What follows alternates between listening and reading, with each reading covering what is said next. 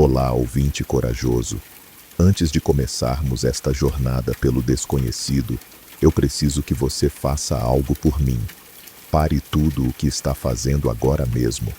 Se você está dirigindo, encontre um lugar seguro para parar. Se está em casa, apague as luzes e coloque seus fones de ouvido. Esta história que vou contar não é para os fracos de coração. Eu quero que você feche os olhos por um momento e imagine uma estrada vazia no meio da madrugada. Consegue ouvir o barulho do vento? O ronco distante de um motor diesel?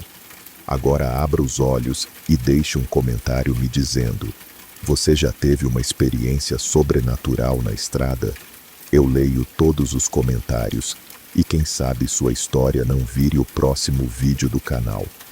Aperte o like se você tem coragem de ouvir até o final. E se inscreva no canal se quiser mais relatos como este. Agora, vamos começar nossa jornada. Uma jornada que mudou para sempre a vida do caminhoneiro Sebastião Ferreira. Início da história. Meu nome é Sebastião Ferreira e durante 42 anos eu percorri as estradas deste país de cabo a rabo. Já vi de tudo um pouco nessas rodovias. Acidentes horríveis, tempestades que pareciam o fim do mundo e pessoas que você jamais imaginaria encontrar perdidas no meio do nada.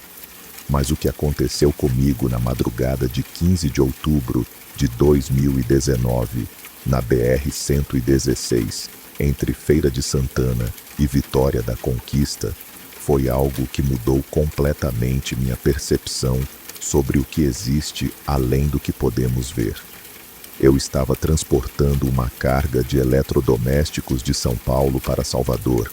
Era um frete bom, bem pago, e eu tinha prazo apertado para entregar. Por isso decidi rodar de madrugada, quando o trânsito é mais livre e você consegue fazer tempo na estrada. Meu Scania 124 estava tinindo, revisado há poucos dias, tanque cheio, e eu tinha acabado de tomar um banho e jantado no Posto Graal, em Feira de Santana. Eram 2h15 da manhã quando peguei a estrada. O céu estava limpo, lua cheia iluminando a pista como um holofote natural. Essas são as melhores condições para viajar de madrugada. Boa visibilidade, clima seco, asfalto em bom estado. Coloquei minha playlist de sertanejo universitário no som e acelerei o passo. Tinha mais de 300 quilômetros pela frente até Salvador e queria chegar antes do rush matinal. Os primeiros 100 quilômetros foram tranquilos. Poucos carros na pista, alguns caminhões espaçados, nada fora do normal. Eu conhecia aquela estrada como a palma da minha mão. Cada curva, cada subida, cada posto de gasolina. Tinha feito aquele trajeto centenas de vezes ao longo dos anos. Foi quando passei pelo trevo de Jequié que as coisas começaram a ficar estranhas. Primeiro, meu rádio PX começou a fazer uns ruídos esquisitos, chiados, interferências, como se alguém estivesse tentando sintonizar uma frequência muito longe. Pensei que fosse problema na antena, coisa comum quando você passa perto de torres de transmissão. Mas não tinha nenhuma torre de rádio ou TV naquela região, eu sabia disso. Depois, notei que não estava vendo mais nenhum veículo na pista, nem na minha mão, nem na contrária. Isso era muito estranho, porque mesmo de madrugada, sempre tem movimento na BR-116. Sempre tem algum colega caminhoneiro fazendo o mesmo que você, ou algum carro voltando de festa, ou alguém viajando de madrugada por algum motivo urgente. Mas ali estava eu, completamente sozinho numa das principais rodovias do país. Diminuí a velocidade e comecei a prestar mais atenção no que estava ao meu redor. A paisagem parecia diferente. Mais escura, mais densa. As árvores dos dois lados da pista pareciam mais fechadas, como se estivessem se inclinando sobre a estrada, formando uma espécie de túnel verde por onde eu passava. E então, eu vi as luzes. No início pensei que fossem postes de iluminação da estrada, mas logo percebi que não podia ser. Eram luzes pequenas, azuladas, que piscavam entre as árvores, acompanhando o movimento do meu caminhão. Não eram constantes, apareciam e desapareciam, como se estivessem brincando de esconde-esconde comigo.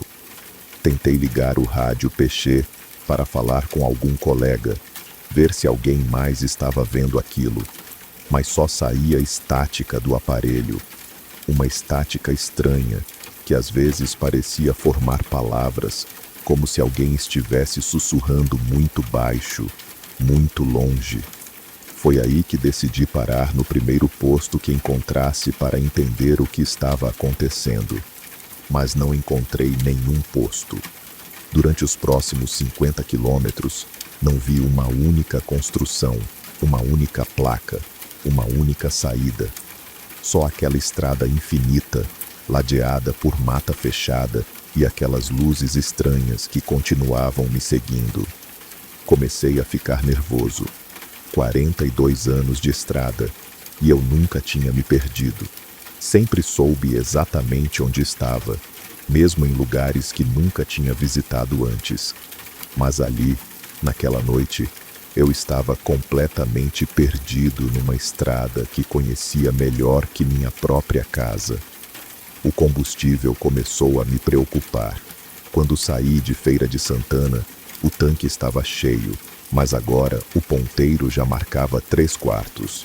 Tinha rodado apenas 100 e poucos quilômetros, mas o consumo estava muito alto, como se o motor estivesse forçando mais que o normal. Foi quando vi a placa. Uma placa verde, padrão do DNIT, mas com algo escrito que não fazia sentido. Vila Esperança, 12 quilômetros. Eu conhecia todas as cidades e vilas ao longo da BR-116 e nunca tinha ouvido falar de nenhuma Vila Esperança naquela região. Mas era a primeira indicação de civilização que eu via em quase 2 horas de viagem. Então, decidi seguir. A saída para Vila Esperança era uma estrada de terra batida, bem estreita, com mato alto dos 2 lados. Não parecia uma estrada municipal oficial, mais um caminho de fazenda. Mas eu estava começando a ficar desesperado. Precisava parar, precisava entender o que estava acontecendo, talvez encontrar alguém que pudesse me dar informações. Engrenei a reduzida e entrei na estradinha de terra. Os galhos das árvores raspavam na carroceria do caminhão, fazendo um barulho de unha arranhando chapa de metal. As luzes azuis tinham desaparecido, mas agora eu sentia como se estivesse sendo observado. Aquela sensação de quando você tem certeza de que tem alguém te olhando, mas não consegue ver quem é. Depois de uns 10 minutos rodando naquela estradinha, vi uma luz amarelada na frente. Uma luz de lampião ou lamparina, bem fraca, mas era sinal de que havia gente ali. Acelerei um pouco mais e logo vi que era mesmo uma vila. Umas 5 ou 6 casas pequenas, bem simples, com iluminação precária. No meio da vila, tinha um pequeno estabelecimento que parecia ser bar e mercearia ao mesmo tempo. Parei o caminhão na frente do estabelecimento e desci da cabine. O primeiro cheiro que senti foi de mofo, de coisa muito velha e úmida. O segundo foi um odor doce e enjoativo que não consegui identificar. As casas ao redor pareciam habitadas. Havia luz em algumas janelas, fumaça saindo de uma chaminé, mas não se via uma alma viva na rua. Entrei no estabelecimento. Uma sineta velha tilintou quando abri a porta de madeira que rangeu como se não fosse aberta há anos. O interior estava iluminado por lampiões a querosene pendurados no teto, prateleiras com produtos empoeirados, um balcão de madeira carcomida, chão de tábua corrida gasto pelo tempo, e atrás do balcão, Um homem que parecia ter uns 80 anos, magro como um graveto, com cabelos brancos e olhos que brilhavam de uma forma estranha na luz amarelada dos lampiões. "Boa noite", disse eu, tirando o boné. "Desculpa incomodar a essa hora, mas acho que me perdi." O velho me olhou por um longo tempo, sem dizer nada. Depois, um sorriso lento se formou no seu rosto, mostrando dentes amarelados e alguns faltando. "Perdido?" ele disse com uma voz rouca e baixa. "Não, meu amigo, você não está perdido.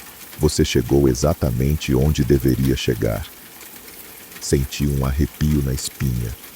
Como assim? Eu estava na BR-116, indo para Salvador, e nunca ouvi falar dessa Vila Esperança. "Claro que nunca ouviu", disse o velho saindo de trás do balcão. Ele mancava da perna esquerda e usava uma bengala de madeira. "Vila Esperança só aparece para quem precisa dela. E você precisava, não é mesmo, Sebastião?" Levei um susto quando ele disse meu nome. "Como você sabe quem eu sou?" O velho riu, um riso seco que ecoou pelo estabelecimento vazio. "Eu sei muita coisa, meu filho. Sei que você está há 42 anos na estrada. Sei que perdeu sua esposa há 3 anos e desde então não consegue mais dormir direito. Sei que está carregando uma carga de eletrodomésticos para Salvador. E sei que está atrasado para a entrega." Meu sangue gelou. Como aquele homem, no meio do nada, poderia saber todos esses detalhes da minha vida? "Quem você é?" perguntei, dando um passo para trás. "Meu nome é Virgílio", disse ele se aproximando. "E eu sou o guardião desta vila. Há muito tempo atrás, eu também era caminhoneiro, assim como você. Também percorria essas estradas, também carregava minha carga de um lado para o outro. Até que uma noite, numa madrugada muito parecida com esta, eu me perdi. E aí eu encontrei Vila Esperança, ou ela me encontrou, tanto faz. O que importa é que aqui eu descobri a verdade sobre as estradas deste país, Sebastião. A verdade sobre o que realmente acontece com os caminhoneiros que desaparecem nas madrugadas." Ele parou bem na minha frente. De perto, vi que seus olhos não eram normais. Eram completamente brancos, sem pupilas, como os olhos de um cego. Mas ele me enxergava perfeitamente. "Você já parou para pensar quantos colegas seus desapareceram ao longo dos anos?" ele perguntou. "Caminhoneiros que saíram numa viagem e nunca mais voltaram, que nunca entregaram a carga, nunca chegaram ao destino, nunca mais deram notícias para a família." Eu sabia do que ele estava falando. Durante todos os anos que trabalhei com transporte, ouvi dezenas de histórias assim. Motoristas que simplesmente sumiam do mapa, junto com o caminhão e a carga. A polícia sempre classificava como roubo de carga ou acidente, mas os corpos e os veículos nunca eram encontrados. "As estradas têm fome, Sebastião", continuou Virgílio. "Elas se alimentam dos que viajam sozinhos nas madrugadas, e nós somos os responsáveis por alimentá-las. Nós, os guardiões das vilas perdidas. Cada estrada principal do país tem pelo menos uma vila como esta, e cada vila tem seu guardião, alguém que já foi como você, alguém que já viajou essas estradas sem saber do perigo que corria." Tentei processar o que ele estava dizendo, mas era impossível. Aquilo tudo parecia um pesadelo, uma alucinação causada pelo cansaço da viagem. "Você está louco", disse eu, me dirigindo para a porta. "Vou embora daqui." "Não vai não, Sebastião", disse Virgílio, sem se mover do lugar. "Porque se você sair desta vila agora, vai rodar para sempre naquela estrada lá fora. Vai rodar até o combustível acabar, até o motor fundir, até você morrer de fome e sede dentro da cabine do seu caminhão. e mesmo depois de morto, vai continuar dirigindo, para sempre. Parei com a mão na maçaneta da porta. O que você quer de mim? Eu quero te oferecer uma escolha, disse ele. A mesma escolha que foi oferecida para mim há 40 anos, quando eu me perdi nesta mesma estrada. Que escolha? Você pode tentar sair daqui e enfrentar o que te espera lá fora, ou pode ficar e se tornar o novo guardião desta vila. Eu estou cansado, Sebastião. 40 anos cuidando deste lugar, 40 anos explicando para caminhoneiros perdidos como você qual é a realidade das nossas estradas. E se eu escolher ficar? Se você escolher ficar, vai assumir meu lugar, vai cuidar da vila, vai explicar para os próximos perdidos o que está acontecendo com eles. E vai ter uma vida longa e tranquila, sem precisar mais se preocupar com prazos de entrega, com patrões exigentes, com a solidão da cabine. Olhei ao redor do estabelecimento. Tudo ali parecia congelado no tempo, como se os anos não passassem, como se nada mudasse jamais. E se eu escolher ir embora? Virgílio deu de ombros. Aí você vai descobrir sozinho o que acontece com os caminhoneiros que não aceitam a oferta. Fiquei em silêncio por alguns minutos, tentando decidir. Parte de mim queria acreditar que aquilo tudo era um sonho ruim, que eu ia acordar na cabine do caminhão e descobrir que tinha cochilado na estrada. Mas no fundo, eu sabia que era real.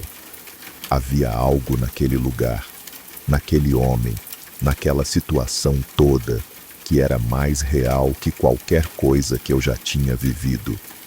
Posso pensar um pouco? Perguntei. Claro, disse Virgílio. Tem uma cadeira ali no canto. Sente e pense o quanto quiser.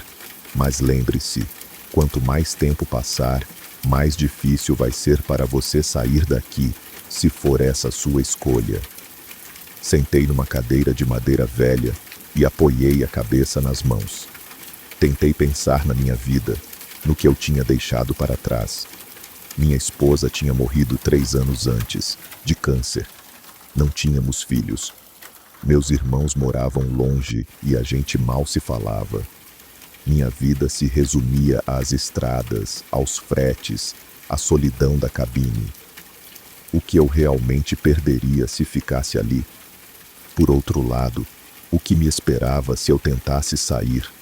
Virgílio falava como se conhecesse muito bem as consequências de tentar deixar Vila Esperança sem aceitar a oferta, e alguma coisa me dizia que ele não estava blefando.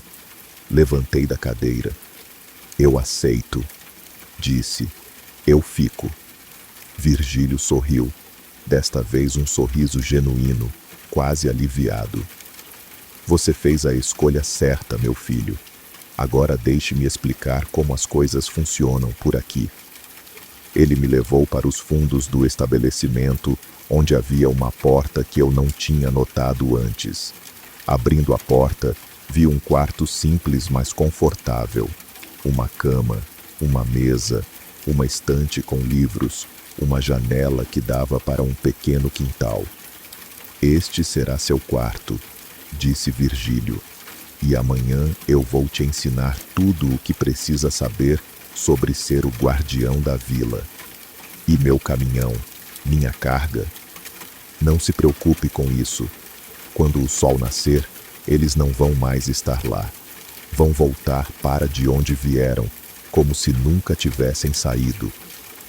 Naquela noite, dormi o melhor sono que tinha dormido em anos. Sem preocupações, sem pressa, sem o barulho constante do motor diesel na minha cabeça. Quando acordei, Virgílio já não estava mais lá. Na mesa do quarto havia um bilhete. Obrigado por me liberar desta responsabilidade. Agora ela é sua. Cuide bem da vila. Cuide bem dos perdidos que chegarem aqui. E lembre-se, a escolha que você oferece a eles deve ser sempre honesta. Boa sorte. Saí do quarto e fui até a frente do estabelecimento. Meu Scania tinha desaparecido, como Virgílio tinha prometido. Em seu lugar, havia apenas a estradinha de terra vazia e o silêncio da vila. Durante os primeiros meses, pensei muito se tinha feito a escolha certa, mas com o tempo, me acostumei com a rotina. A vila se mantinha sozinha, sempre havia comida nas prateleiras, combustível nos lampiões. Tudo funcionava sem que eu precisasse me preocupar com nada.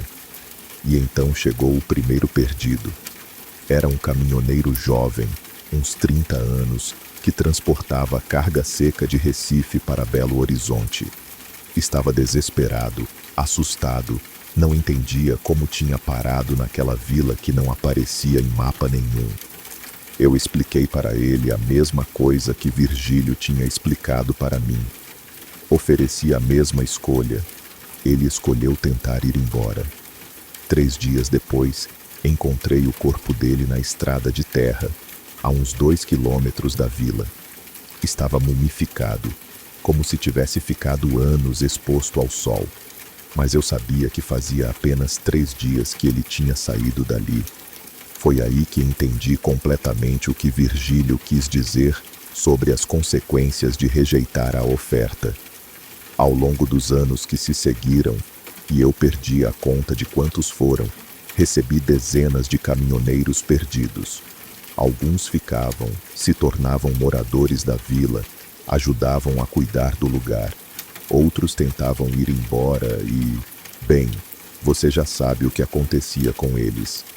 Até que numa noite de dezembro de 2023, chegou um caminhoneiro diferente. Ele se chamava João, tinha uns 50 anos, e quando eu comecei a explicar para ele sobre a vila e sobre a escolha que ele teria que fazer, ele me interrompeu. Eu sei quem você é, disse João. Sebastião Ferreira desapareceu em outubro de 2019, quando transportava eletrodomésticos para Salvador. Sua família nunca parou de procurar por você.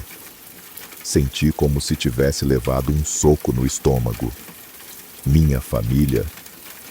Seus irmãos, Sebastião. Eles contrataram um detetive particular, fizeram campanha na internet, nunca desistiram de te encontrar. E eu não sou um caminhoneiro comum. Eu sou o detetive que eles contrataram. João tirou do bolso um telefone celular e me mostrou fotos. Fotos dos meus irmãos, mais velhos, com cabelos grisalhos, mas ainda vivos. Fotos de cartazes com minha foto estampada. Procura-se Sebastião Ferreira, desaparecido na BR-116. Como você chegou aqui? Perguntei com a voz trêmula. Estudei dezenas de casos de caminhoneiros desaparecidos nas últimas décadas. Todos tinham um padrão: homens solitários, viajando de madrugada, que sumiam sem deixar rastros. Comecei a investigar relatos de lugares estranhos avistados nas estradas, luzes misteriosas, vilas que apareciam e desapareciam. E você encontrou Vila Esperança? Encontrei. Ou ela me encontrou, como você disse que acontece. Mas eu vim preparado, Sebastião. Eu sei que existe uma forma de sair daqui. Não existe, disse eu. Eu já tentei. Qualquer um que tente sair sem aceitar ficar morre na estrada. Existe sim, mas só funciona se o guardião da vila sair junto. Olhei para João sem entender. Como assim? As vilas perdidas só existem enquanto tiverem um guardião. Se o guardião sair, a vila desaparece e todos que estão presos nela são libertados. Mas o guardião tem que querer sair de verdade, tem que ter um motivo forte para deixar este lugar. Pensei nos meus irmãos, nas fotos que João me mostrou. Pensei em quanto tempo tinha passado, em quanto tempo eu tinha perdido da minha vida real. Mas se eu sair daqui, vou morrer como todos os outros que tentaram. Não, Sebastião. porque você não vai estar rejeitando a vila. Você vai estar escolhendo libertar a si mesmo e a todos os outros que estão presos aqui com você. Olhei ao redor do estabelecimento para os outros moradores da vila que tinham chegado ao longo dos anos e escolhido ficar. Alguns estavam ali há décadas, outros há poucos anos. Todos tinham família lá fora. Todos tinham uma vida que foi interrompida quando se perderam nas estradas. Se eu fizer isso, disse eu, o que vai acontecer com as estradas? Com os outros caminhoneiros que vão se perder? As estradas vão continuar sendo perigosas para quem viaja sozinho de madrugada, disse João. Mas pelo menos essa vila não vai mais prender ninguém, e você vai poder voltar para sua família. Tomei minha decisão. Naquela mesma noite, eu e João caminhamos juntos pela estradinha de terra que levava de volta à BR-116. Conforme nos afastávamos da vila, eu sentia como se um peso enorme estivesse sendo tirado dos meus ombros. Quando chegamos à estrada principal, me virei para trás. Vila Esperança tinha desaparecido. No lugar onde ela ficava, havia apenas mata fechada, como se nunca tivesse existido construção alguma ali. João me levou de volta para a civilização. Me ajudou a me readaptar ao mundo que tinha mudado tanto nos 4 anos que passei preso na vila. Me reencontrou com meus irmãos, que choraram como crianças quando me viram vivo.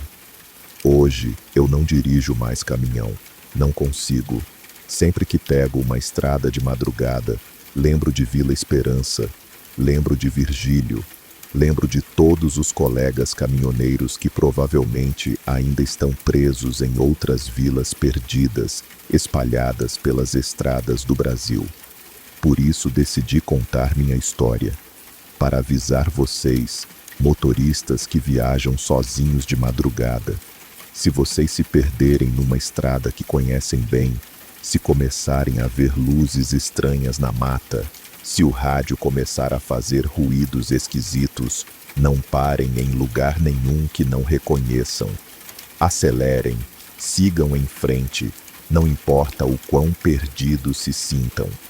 Porque algumas vezes, quando você se perde, você não está apenas perdido, você está sendo caçado. E as estradas deste país têm fome, uma fome que nunca se sacia. Se você é caminhoneiro e está ouvindo esta história, fica o aviso. E se você conhece alguém que desapareceu numa estrada de madrugada, não desista de procurar. Ele pode estar mais próximo do que você imagina, preso num lugar que só existe para quem precisa dele. As estradas escondem muitos segredos, e alguns desses segredos é melhor que permaneçam escondidos. Mas outros precisam ser contados, para que mais ninguém se perca como eu me perdi, para que mais ninguém passe anos longe da família, achando que fez a escolha certa, e para que vocês saibam, se um dia se encontrarem numa vila que não deveria existir, lembrem-se da minha história. Lembrem-se de que sempre existe uma forma de voltar para casa. Sempre existe uma forma de se libertar. Mesmo que seja preciso coragem para enfrentar o desconhecido mais uma vez. Esta foi a história de Sebastião Ferreira, o caminhoneiro que se perdeu na estrada e descobriu que algumas vezes se perder é apenas o começo de uma jornada muito mais longa e perigosa. Se você chegou até aqui, você tem coragem de verdade. Deixe nos comentários. Você acredita que existem lugares como Vila Esperança perdidos pelas estradas do Brasil? Conhece alguma história parecida? Eu leio todos os comentários e respondo pessoalmente. Não esqueçam de curtir o vídeo se gostaram da história, se inscrever no canal para mais relatos de terror e ativar o sininho para não perder nenhum vídeo novo.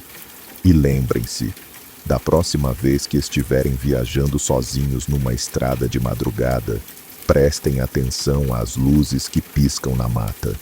Vocês nunca sabem se são apenas reflexos ou se é algo te chamando para uma vila que não deveria existir. Até o próximo relato e cuidado nas estradas.